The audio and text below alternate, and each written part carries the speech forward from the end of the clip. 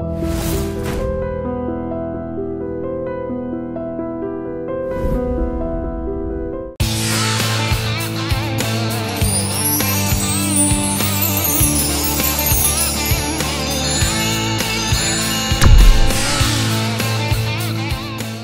ఉన్నది అసలుకి మీకు అమ్మగారు అనుకోకుండా రోడ్డు ప్రమాదంతో ఎన్నికల ప్రచారానికి వెళ్ళి వస్తూ రోడ్డు ప్రమాదంలో వచ్చిన ఆ బాధను మర్చిపోకముందే ఆ బాధనంతా ఇంకా గుండెల్లో అడ్జస్ట్ అవుతున్నప్పటికే నాన్నగారు ఉన్న ఫలంగా చనిపోవడము ఇవన్నీ కూడా మీ కుటుంబానికి అసలు ఇది తీరని లోటు అనమాట. ఇద్దరు భూమా ఫ్యామిలీ అంటేనే రాజకీయాలకు భూమా నాగిరెడ్డి గారు, భూమా శోభా నాగిరెడ్డి గారు.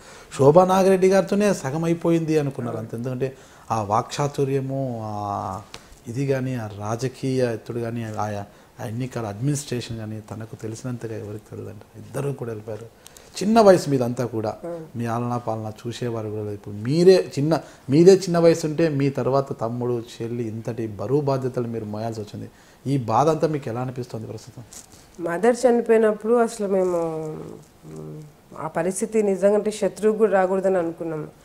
మా మదర్ చనిపోవడము ఫ్యామిలీ అంతా ఇంకా కొలాప్స్ అయిన స్టేజ్కి వచ్చాము. ఎప్పుడైతే మేము ప్రచారం స్టార్ట్ చేసామో, మదర్ చనిపోయిన తర్వాత 2 డేస్కి మేము జనాల్లోకి వెళ్ళాము, ప్రచారం స్టార్ట్ చేసాము. స్టార్ట్ చేసినప్పుడు కూడా మాకు అసలు మైక్ పట్టుకొని మాట్లాడేది కూడా వచ్చేది కాదు. ఫస్ట్ టైం మేము అంత సీరియస్ రాజకీయాలు చేయడం కానీ. సో ప్రజల్లోకి వెళ్ళినప్పుడు ఒక మంచి రెస్పాన్స్ వచ్చింది. అంటే ప్రజలకి మా మదర్ ఎవరిని టచ్ చేసినా కూడా మీ అమ్మ నాకు పని చేసింది, మీ అమ్మ నాకు ఉద్యోగం ఇప్పించింది, మీ అమ్మ నాకు రోడ్లు ఇప్పించింది. సో ఏ గ్రామంకి వెళ్ళినా ఏ వ్యక్తిని ఓటేయమని అడిగినా కూడా అసలు నేను ఏడ్చడం, వాళ్ళు ఫస్ట్ ఏడ్చడం స్టార్ట్ చేశారు. సో ఒక ఎమోషనల్ బాండ్ అనేది నాకు ఆ టైంలో ఆలగడ్డతో ఏర్పడింది. అదేవిధంగా మదర్ చనిపోయిన తర్వాత నేను అందులో నుంచి బయటికి రావడానికి నాకు చాలా టైం పట్టింది. కొన్ని నెలలు పట్టింది నాకు రాజకీయం కొత్త.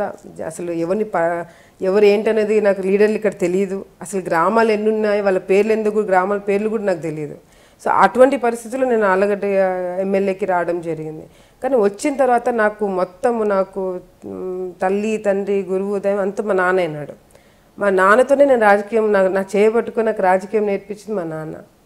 అంటే ఎట్లా చేయాలా, ఏంది, ఎట్లా ఉంటుంది, ఆయన స్టైల్ ఆఫ్ వర్కే నేను అడాప్ట్ చేసేసుకున్నా. సో మదర్ కన్నా నాకు ఫాదర్ని చూసి నేను ఎక్కువ రాజకీయాలు నేర్చుకోవడం జరిగింది. ఆయన చనిపోయిన తర్వాత మదర్ చనిపోయిన తర్వాత నేను చాలా నెలలు బయటికి రాకపోవడము, ఇంట్లో రూమ్లో కూర్చోవడం, ఎటువంటి పరిస్థితి ఉన్నింది. నాన్న చనిపోయిన వెంటనే నేను బయటికి రావడం జరిగింది. ఎందుకంటే నాన్న చనిపోయిన తర్వాత క్యాడర్ అనేది చాలా ఒక కైండ్ ఆఫ్ స్టేజ్కి వెళ్ళిపోయారు. మా పరిస్థితి ఏంటి అనేది వాళ్ళకి భయం పుట్టింది.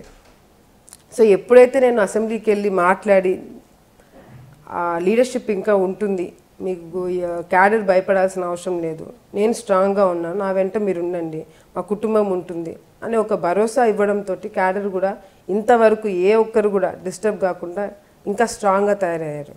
సో అటువంటి మా నాన్న ఎప్పుడో ఒక మాట అనేవాడు, మన కుటుంబంలో ఎప్పుడైనా ఎవరైనా చనిపోతే ఇంకో కొత్త లీడర్ పుడతారు అని. మా పెద్దనాన్న భూమా వీరశేఖర్ రెడ్డి గారు ఎమ్మెల్యేగా ఉన్నప్పుడే చనిపోయారు, మా మదర్ ఎమ్మెల్యేగా ఉన్నప్పుడే చనిపోయారు, మా ఫాదర్ ఎమ్మెల్యేగా ఉన్నప్పుడే చనిపోయారు. ప్రజలతో ఉన్నప్పుడే, ప్రజా సమస్యలు తీరుస్తున్నప్పుడే, ప్రజల గురించి ఆలోచిస్తున్నప్పుడే వీళ్ళు ముగ్గురు చనిపోవడం జరిగింది. సో నిజంగా మాకు చాలా గర్వంగా ఉంటుంది, ఇటువంటి ఫ్యామిలీలో మేము వచ్చాము, దీన్ని ఎక్కడ కూడా తగ్గకుండా ఇంకా బలంగా చేయాలని ఒక గట్టి నిర్ణయం మేము ఫ్యామిలీ మెంబర్స్ అందరూ తీసుకోవడం జరిగింది. మీరు చెప్పినట్టుగా మేము చిన్న ఏజ్లో రావడము, మరి నాన్న చనిపోయిన తర్వాత నాకు మంత్రి పదవి రావడం అనేది కూడా బాధ్యత పెరిగింది. కానీ ఎక్కడ కూడా నా బాధ్యతలు నేను పక్కన పెట్టేసి వేరే లైన్లోకి వెళ్ళట్లేదు. ఈరోజు టూరిజం నాకు మినిస్ట్రీ ఇచ్చినందుకు దానికి నేను న్యాయం చేయడానికి అన్ని విధాలుగా ప్రయత్నిస్తున్నాను, స్టడీ చేస్తున్నాను, కొన్ని దాంట్లో నేను ఇన్వాల్వ్ అవుతున్నాను. ఈ బై ఎలక్షన్ రావడంతో కొంచెం నేను కాన్సన్ట్రేట్ చేయలేకపోయినాను. అదేవిధంగా తిరుపతి ఇన్ఛార్జ్ మంత్రి గారిని కూడా నన్ను పెట్టడం జరిగింది. అవి కూడా కొద్ది వరకు నేను చేయగలిగాను. మళ్ళీ ఎలక్షన్స్ రావడంతో ఇక్కడికి రావడం జరిగింది. సో ఆలగడ్డ కూడా ఉంది, ఆలగడ్డ కూడా నేను పక్కన పెట్టలేను, అది నాకు మస్ట్, నేను చేయాలి అది. ఎందుకంటే నేను నా కెరియర్ స్టార్ట్ చేసిందే ఆలగడ్డతో, కాబట్టి 2 విధాలుగా న్యాయం చేయాలి.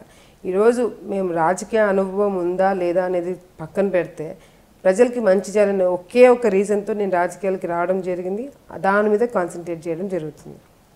అంటే భూమా రాజకీయ వారసురాలిగా మీరు ఉన్నారు. ఇప్పుడు అంటే పూర్తి స్థాయిలో వారి పేరును నిలబెట్టగల వారు మీరేనా, ఇక మీ వారసులుగా ఇంకోరు వచ్చే అవకాశం, అంటే భూమా వారసులుగా? భూమా వారసులు అంటే భూమా క్యాడర్ మొత్తం వస్తుందండి. ఎందుకంటే ఈరోజు ఆయన పేరు నిలబెట్టేది కేవలం మేము మాత్రమే కాదు, ఆయన పిల్లలుగా మేము మాత్రమే కాదు, ఆయన అన్న పిల్లలుగా మా అన్న వాళ్ళు అక్క వాళ్ళే కాకుండా ఈరోజు క్యాడర్ మొత్తం కూడా భూమా వారసులే. ఎందుకంటే ఈరోజు మమ్మల్ని కాపాడుతున్నారు, వాళ్ళు మమ్మల్ని స్ట్రాంగ్గా పెడుతున్నారు, ముందు పెట్టి మీరు ముందుండండి, మేము మీకు అండగా ఉంటాం, మీ నాన్న లేకపోయినా మేము చూసుకుంటామని చెప్పి ఈరోజు వాళ్ళు ఇచ్చే ధైర్యం చూస్తుంటే నిజంగా అంటే నేను ఇంత గట్టిగా నిలబెడుతున్నా అంటే దానికి కారణం వాళ్ళే. వాళ్ళ సపోర్ట్ లేకపోయింటే మాత్రం ఇంత ధైర్యంగా నేను ముందుకు వచ్చి నంద్యాల బై ఎలక్షన్ చేసే స్థాయికి నేను వస్తానని కూడా నేను ఎప్పుడు అనుకోలేదు. For more updates please subscribe to I dream media.